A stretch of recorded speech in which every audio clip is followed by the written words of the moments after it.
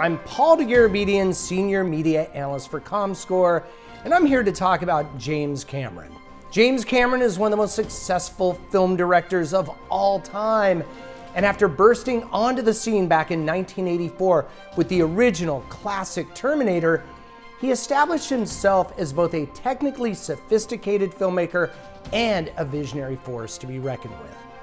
Movies like The Abyss, Aliens, Terminator 2, and True Lies established Cameron as a thinking person's action director, combining technical perfection with a large measure of heart and soul in every frame.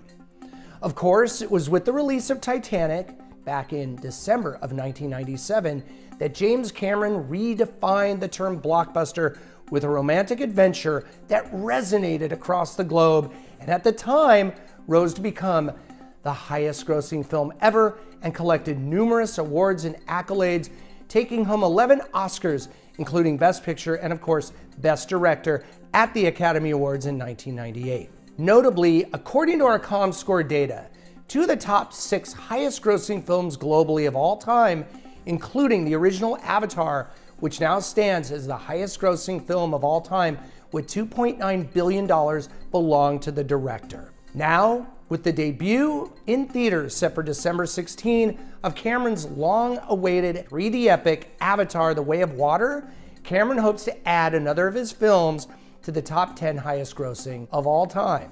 And if there's any filmmaker who can make this lofty goal a reality, it is indeed James Francis Cameron. Side note, I actually met James Cameron when I was a film student way back in 1984 at California State Long Beach, and he brought the original Terminator to show our class. Nobody knew who he was.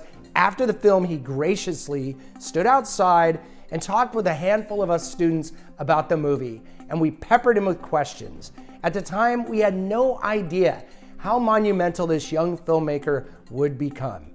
Pretty amazing stuff. So I'm Paul Garabedian, Senior Media Analyst for Comscore, and I'll see you at the next James Cameron movie.